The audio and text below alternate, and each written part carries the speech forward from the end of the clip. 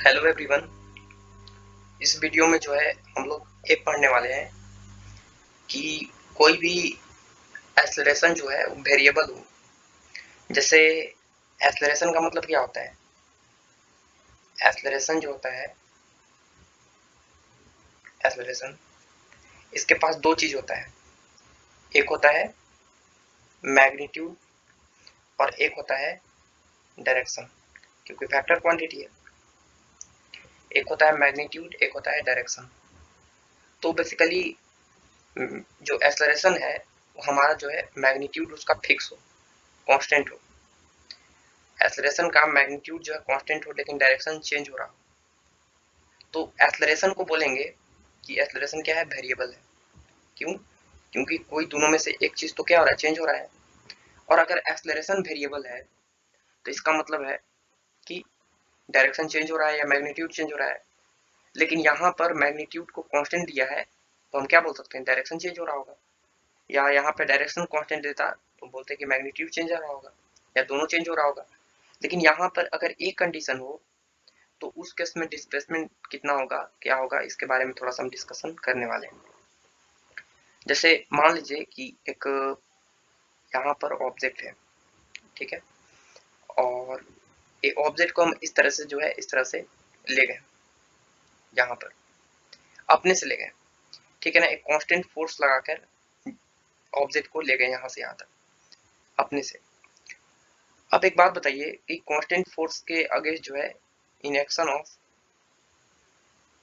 Constant force, constant force, constant force का मतलब constant acceleration है यहाँ पे।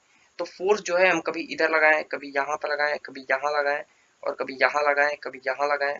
इस तरह से जो है ये जो यहाँ पर एम मास का ब्लॉक था, ए वाला एम मास का, इसको ओ पोजीशन से उठा के, सॉरी ए पोजीशन से उठा के बी पर ले आए। तो आप एक बात सोचिए, एक बात सोचिए कि जब हम इसको यहाँ से यहाँ तक लाएंगे, यहाँ से यहाँ तक, तो फोर्स जो है हमको कैसे लगाना पड़ा। फोर्स जो है हमें ऐसे लगाना पड़ेगा। देखिए, जब इस पार्टिकल को यहाँ से यहाँ ले जाएंगे तो फोर्स इधर लगाना पड़ेगा, जब इसको इधर लाना पड़ेगा तो इधर फोर्स लगाना पड़ेगा, इधर लगाना पड़ेगा, कभी इधर लगाना पड़ेगा। मतलब जिस पाथ के लॉन्ग हम लेके आए हैं उसी पाथ के लॉन्ग हमको क्या लगाना पड़ेगा, फोर्स। तो कभी फोर्स इधर है, कभी फोर्स इधर है, कभी फोर्स इधर है, कभी फोर्स इधर है, कभी इधर है, कभी इधर है, इधर है।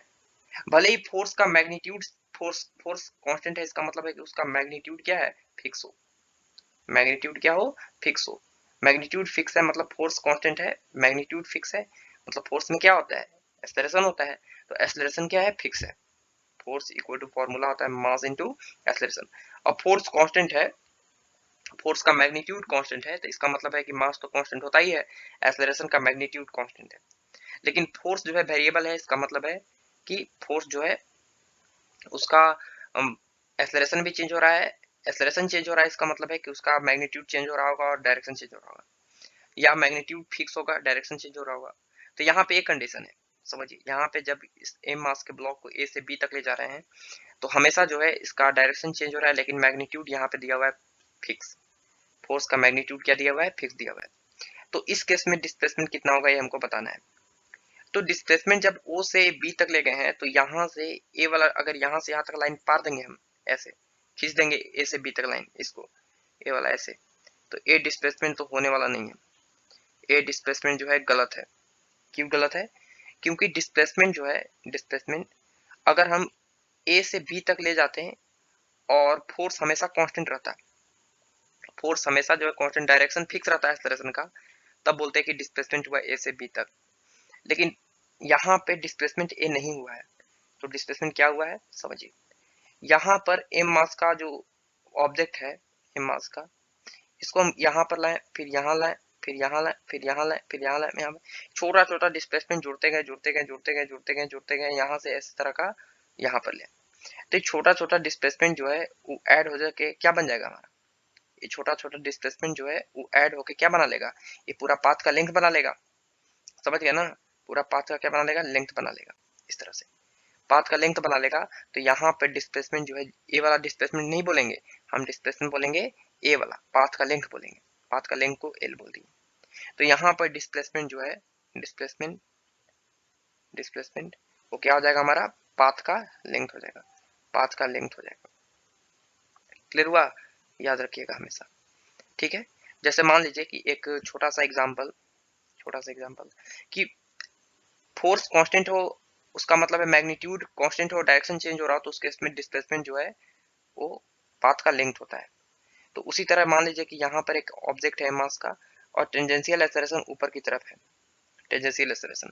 तो एम मास के ऑब्जेक्ट को अगर हम यहाँ से ए से उठा के और फिर से यहाँ पर ला के रखेंगे, तो अगर ये टेंजेंशियल एक्सेलरेशन के कारण जो है पार्टिकल मूव कर रहा हो, तो हमेशा जो डिस्प्लेसमेंट होगा जीरो नहीं होगा, डिस्प्लेसमेंट नेवर जीरो। क्यों? क्योंकि ये जो एटी है वो फिक्स है, इसका मैग्नीट्यूड जो है एक्सेलरेशन एटी का मैग्नीट्यूड वो सवाल में दिया हुआ है फिक्स है, कांस्टेंट है। लेकिन डायरेक्शन तो चेंज होगा ही। डायरेक्शन क्यों चेंज होगा? जब पार्टिकल यहाँ पर पहुंचेगा तो टेंजेंशियल एक्सेलरेशन यहाँ पर होगा, जब पार्टिकल यहाँ पहुंचेगा तो टेंजेंशियल एक्सेलरेशन यहाँ होगा, जब पार्टिकल यहाँ पहुंचेगा तो टेंजेंशियल एक्सेलरेशन यहाँ होगा, जब पार्टिकल यहाँ पहुंचेगा तो टेंजेंशियल एक्सेलरेशन यहाँ होगा, जब पार्टिकल यहाँ पहुंचेगा तो टेंजेंशियल एक्सेलरेशन यहाँ होगा। इस तरह से जो है टेंजेंशियल एक्सेलरेशन के कारण जो है पार्टिकल मूव कर रहा है। तो ये जो टेंजेंशियल एक्सेलरेशन है, इसके कारण छोटा छोटा डिस्प्लेसमेंट हो रहा है, छोटा छोटा वो पाथ के अलॉन्ग हो रहा है। देखिए ये वाला डिस्प्लेसमेंट, फिर ये वाला, फिर ये वाला, फिर ये वाला, फिर ये वाला, इस तरह से छोटे छोटे डिस्प्लेसमेंट जो है इसको जोड़ते जाएंगे तो ये पूरा पाथ का क्या बन जाएगा? लेंथ बन जाएगा। तो उस केस में डिस्प्लेसमेंट जो होगा, इस केस में वो डिस्प्लेसमेंट जो है डिस्प्लेसमेंट वो कितना हो जाएगा? डिस्प्लेसमेंट हो जाएगा 2πr। क्लियर हुआ ना? अगर इसका रेडियस r हो तो एक चक्कर लगाया और ए पर पहुंच गया तो डिस्प्लेसमेंट हो जाएगा 2πr। अब यहाँ पे क्यों हुआ? क्योंकि एक्सेलरेशन जो है उसका मैग्नीट्यूड तो फिक्स है लेकिन डायरेक्शन चेंज हो रहा हो। तो ये तभी होगा जब मैग्नीट्यूड उसका फिक्स रहे और डायरेक्शन चेंज हो रहा हो तब, ठीक है ना। अगर ऐसे बोल दे कि यहाँ पे कि एक ऑब्जेक्ट है इस तरह से और जमीन पे पड़ा हुआ है और इसको हम ऊपर फेंक दिए, तो जब ऊपर फेंकेंगे तो एक्सेलरेशन नीचे की तरफ है जी, तो इसका स्पीड घटेगा घटेगा घटेगा घटेगा घटेगा घटेगा और यहाँ पर स्पीड कितना हो जाएगा? मैक्स जाके ऊपर जीरो हो जाएगा। थोड़ा सा जो है थोड़ा सा समय के लिए पार्टिकल रेस्ट पे आएगा। लेकिन जब पार्टिकल यहाँ पर है तो अभी भी एक्सेलरेशन किधर है? नीचे की तरफ। एक्सेलरेशन नीचे की तरफ है तो पार्टिकल का स्पीड जो है नीचे की तरफ लगातार बढ़ेगा बढ़ेगा बढ़ेगा और पार्टिकल फिर से यहाँ पर आके गिरेगा। अब यहाँ पर आप एक गौर किए होंगे कि एक्सेलरेशन जो है लगातार इस पार्टिकल पे हमेशा नीचे की तरफ ही है जी। जी जो है हमेशा कांस्टेंट है। कांस्टेंट क्यों है? अभी कांस्टेंट वेरिएबल भी हो सकता है लेकिन नहीं, यहाँ पे कांस्टेंट है। क्यों? कांस्टेंट बोलने के लिए हमको दो चीज देखना पड़ेगा, क्या वो दोनों कांस्टेंट होगा तब ना बोलेंगे कांस्टेंट है। एक देखना पड़ेगा मैग्नीट्यूड, एक देखना पड़ेगा डायरेक्शन। अच्छी बात है। डायरेक्शन बताइए कि जब पार्टिकल को यहाँ से यहाँ फेंके तो एक्सेलरेशन कहाँ लगा? हमेशा नीचे की तरफ। ग्रेविटेशनल एक्सेलरेशन हमेशा नीचे की तरफ लगा। लेकिन जब पार्टिकल ऊपर से नीचे यहाँ पर आ गया, पार्टिकल नीचे भी आने लगा, तो हमेशा जी का वैल्यू नीचे की तरफ लगा और जी का वैल्यू फिक्स होता है, जी का मैग्नीट्यूड जो होता है फिक्स होता है। तो डायरेक्शन हमेशा नीचे की तरफ है और जी का वैल्यू भी फिक्स है, तो इस केस में जी जो है हमेशा कांस्टेंट है। और कांस्टेंट है तो इस केस में जो है पार्टिकल जहां से था वहीं पर आ गया, इनिशियल पोजीशन और फाइनल पोजीशन क्या हो गया? सेम हो गया। और इस केस में बोलेंगे कि डिस्प्लेसमेंट कितना हुआ? जीरो हुआ। इस केस में डिस्प्लेसमेंट कितना हो गया? जीरो। क्लियर हुआ? इस तरह से एक और एग्जांपल अगर हम आपको समझाना चाहते हैं तो एक क्वेश्चन की तरह हम ट्रीट करते हैं। समझिए क्वेश्चन क्या है कि क्वेश्चन ए है, समझिएगा। क्वेश्चन है इस तरह से कि एक सर्कुलर पाथ है,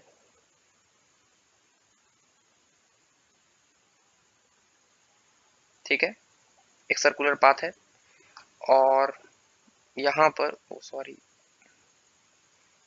ठीक है, एक सर्कुलर पाथ है और यहाँ पर इसका रेडियस दिया हुआ है आर और यहाँ पर एक एम मास का ब्लॉक जो है वो ऐसे रखा हुआ है और यहाँ पे सरफेस जो होता है, सरफेस ये जो है एक हॉरिजॉन्टल में पड़ा हुआ है, हॉरिजॉन्टल सरफेस है और ये हॉरिजॉन्टल सरफेस है। ये सरफेस जो है पूरा पूरा पूरा ऐसे सरफेस हमारा रफ दिया हुआ है, रफ सरफेस है, रफ सरफेस जिसका कोफिशिएंट ऑफ काइनेटिक फ्रिक्शन कितना है? म्यू के। ठीक है, कोफिशिएंट ऑफ काइनेटिक फ्रिक्शन कितना है? म्यू के है। अब हम क्या किए समझिएगा कि इस एम मास के ब्लॉक को इस एम मास के ब्लॉक को जो है उठाएं और इसको जो है इस तरह से एक चक्कर जो है इसको पूरा लगाते हुए एक चक्कर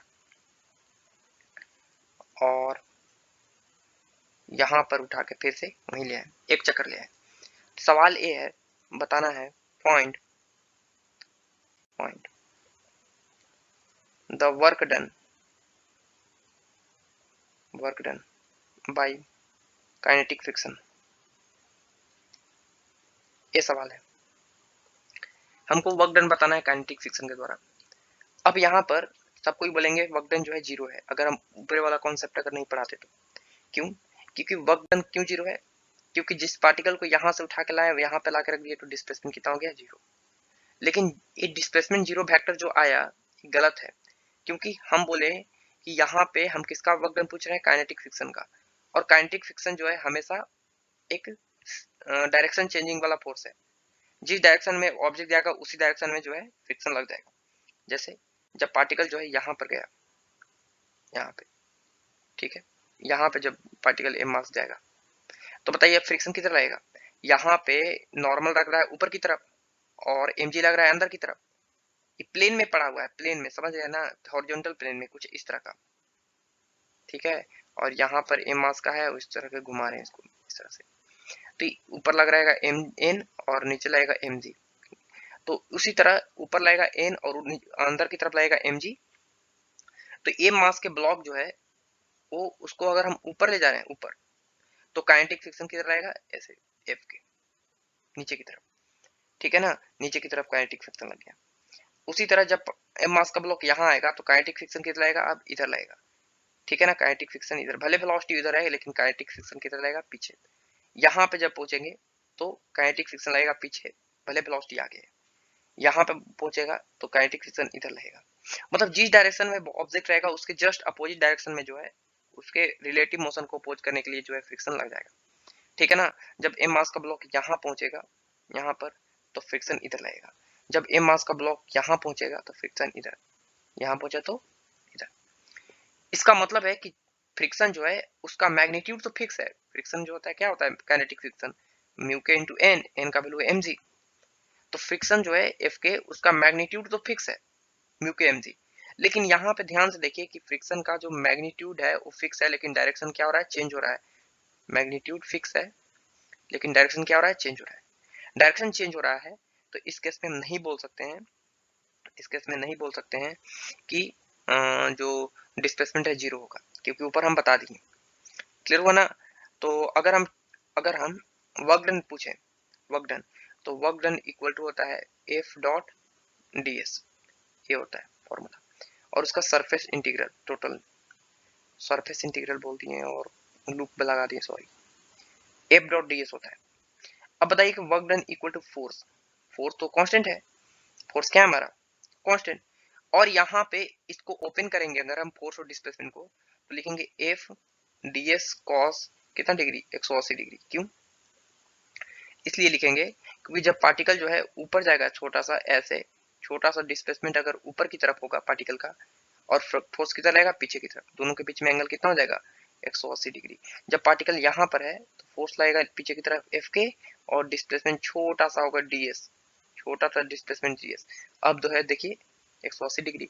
जब पार्टिकल यहाँ से यहाँ पहुंचेगा छोटा सा डिस्प्लेसमेंट डी एस कवर करेगा यहाँ से यहाँ तक, तो फ्रिक्शन एफ के पीछे लगेगा और डिस्प्लेसमेंट छोटा सा आगे की तरफ हुआ है डी एस।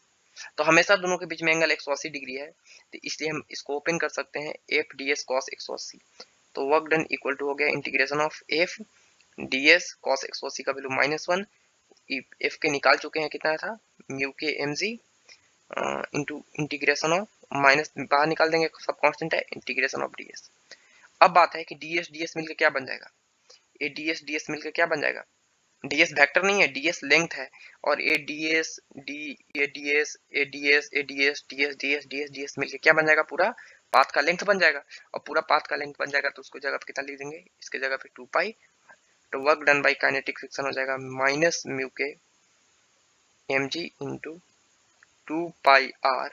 तो यहाँ से आंसर हो जाएगा work done by kinetic friction equal to कितना? -2 pi r mu K mg। ठीक है, ये आंसर हो गया। माइनस साइन बता रहा है कि लगातार जो है सिस्टम से हीट जो है बाहर निकलेगा, ठीक है ना, एनर्जी लॉस होगा, क्लियर हुआ ना, लूज करेगा ये सिस्टम। तो ये था हमारा सवाल, और हम लोग देख लिए कि एक्सेलरेशन किस केस में जो है, डिस्प्लेसमेंट किस केस में जीरो होता है, किस केस में डिस्प्लेसमेंट जीरो नहीं होता है। चलिए, ऑल द बेस्ट।